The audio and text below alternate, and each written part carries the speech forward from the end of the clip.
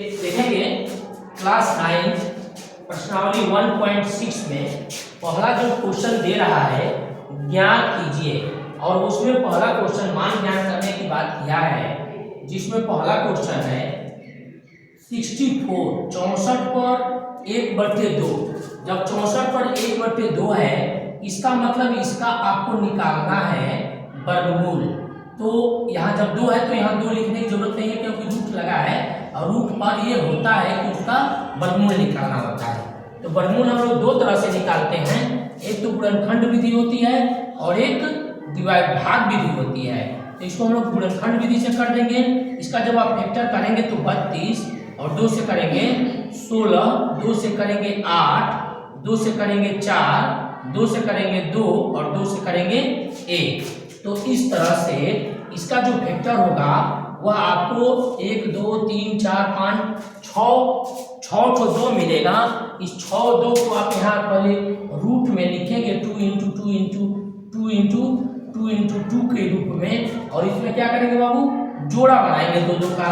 अब जब ये करड़ी लगा है तो जब जोड़ा बनेगा 2 2 का, करड़ी लगा इसका मतलब कि इस पर 2 है, तो 2 2 का जोड़ा बना और इस जोड़ा में से एक एक अंक आएगा, 1 2 3 तो 2 निकलेगा, और ये 2 दूनी के 4 और 4 दूनी के 8, यानी 64 पर 1/2 का मान क्या होगा, 8 होगा। और दूसरा जो क्वेश्चन है वह है 32 पर, क्या 32 पर 1/5 है। तो इसका मतलब जैसे इस पर 2 था तो रूट में लिख दिया गया, वैसे ही इसको भी रूट में लिखेंगे, लेकिन इस पर 5 पावर देना पड़ेगा। क्योंकि इस पर पावर नहीं है तो 2 छुपा हुआ है, यहाँ 2 छुपा हुआ है, और यहाँ पावर 5 आपको देना होगा, क्योंकि अगर नहीं लिखेंगे तो रूट वर्गमूल निकालने लगेगा। और यहाँ हम लोग को निकालना है फैक्टर करके 5 का जोड़ा बनाना है, जितना यहाँ पावर होता है उतना जोड़ा बनाते हैं।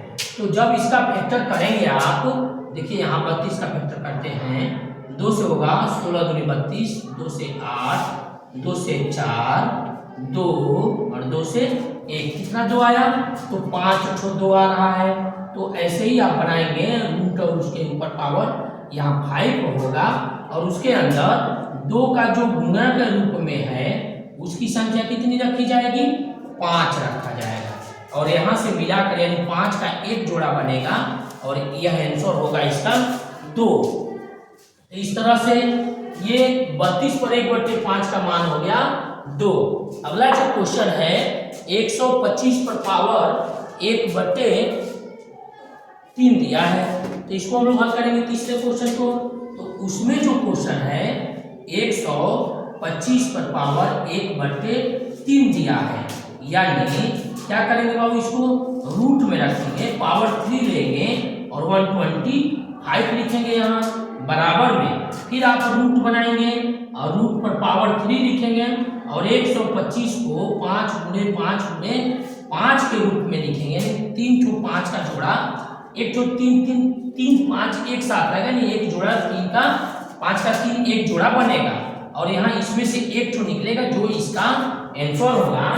तो इस तरह से 125 पर पावर 1/3 का जो मान होगा वो क्या आएगा अब यहाँ पे, वह 5 आएगा। यह आपका पहला सवाल था। दे रहा है कि इसमें भी वही चीज है, मान ज्ञात करना है, इसमें दिया हुआ है।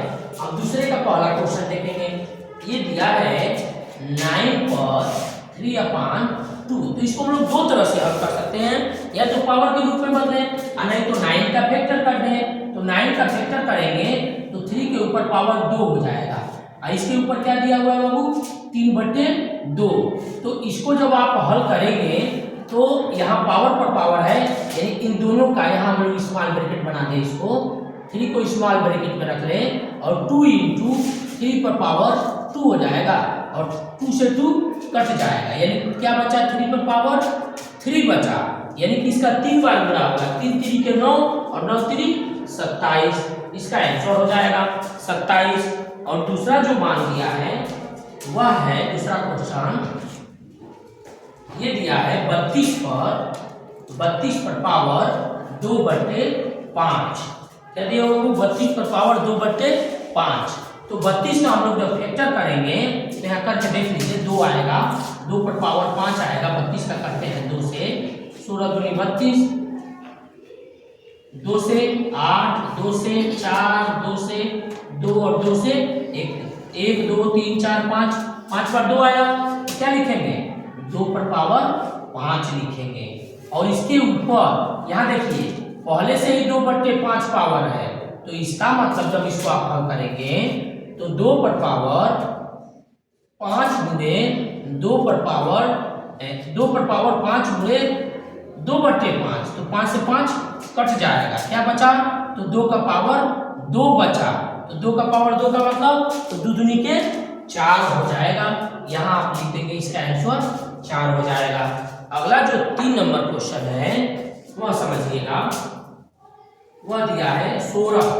तीसरा जो क्वेश्चन है बाबू इसमें वह दिया है 16 के ऊपर 3/4 है। अब यहाँ क्या करेंगे, फिर 16 का फैक्टर कर लेंगे। 16 का जो फैक्टर होगा 8 4 2 1, यानी कितनी संख्या आई तो 2 की संख्या 4 है, तो इसको हम लोग क्या लिखेंगे 2 पर पावर 4 लिखेंगे। और यहाँ पर पहले से ही 3/4 पावर है, जब पावर के ऊपर पावर रहता है तो पावर का इंटू हो जाता है, यानी 2 पर पावर 4 गुणे 3/4 हो जाएगा, तो 4 से 4 कट जाएगा, क्या बचेगा यहाँ पावर तो 2 पर पावर 3 बचेगा।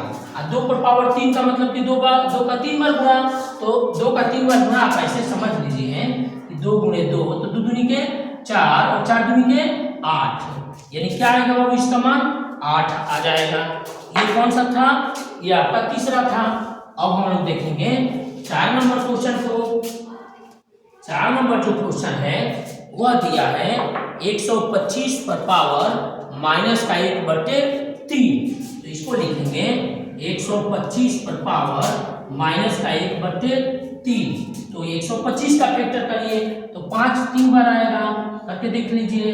तो यहाँ होगा 5 से 5 दूनी 10, 25 25 125, 5 और 5 से 1, तो 5 कितने बार आया 3 बार आया, तो हम लोग इसको लिखेंगे 5 के ऊपर पावर 3 और पावर के ऊपर माइनस का 1/3। जब इन दोनों का इंटू होगा तो क्या होगा बाबू 5 पर 3 गुणे माइनस का 1/3, तो 3 से 3 कट जाएगा, क्या बचेगा 5 पर पावर माइनस का 1। कभी भी पावर माइनस में रहे तो उसका रेसिप्रोकल हो जाता है, तो इसका रेसिप्रोकल हो जाएगा तो क्या आएगा तो 1/5 आ जाएगा। तो इस तरह से ये आपका जो 125 पर पावर 1/3 दिया है इसका जो मान होगा वह क्या होगा, तो वह 1/5 होगा। अगला जो सवाल है इसमें मान दिया है तीसरा, सरल कीजिए यानी इसको हल करना है। इसमें इसका पहला जो क्वेश्चन है ये दिया है 2 पर पावर 2/3 इंटू 2 पर पावर 1/5। तो कभी भी जब बेस बराबर रहे, अगर इंटू हो रहा है, इंटू ये पॉइंट लगाया मतलब पूरा कर रहा है, इंटू हो रहा हो तो बेस बराबर होता है तो पावर जोड़ देते हैं, तो ये हो जाएगा 2 कॉमन कर देंगे 2/3 प्लस 1/5, पावर को प्लस कर देंगे, गुणा में पावर प्लस हो जाता है और भाग में पावर घट जाता है, तो ये क्या हो जाएगा, तो यहाँ दोनों का बेस बराबर नहीं है, एलसीएम निकालेंगे, ये आएगा 15, 3 से 15 भाग करेंगे 5, 5 दूनी के यहाँ हो जाएगा 10, 5 से भाग करेंगे 15 में 3 और 3 का 1 में गुणा करेंगे तो यहाँ होगा 3। तो इस तरह से 2 पर पावर 10 3 13/15 हो जाएगा। दूसरा क्वेश्चन देखेंगे जिसमें दिया है मान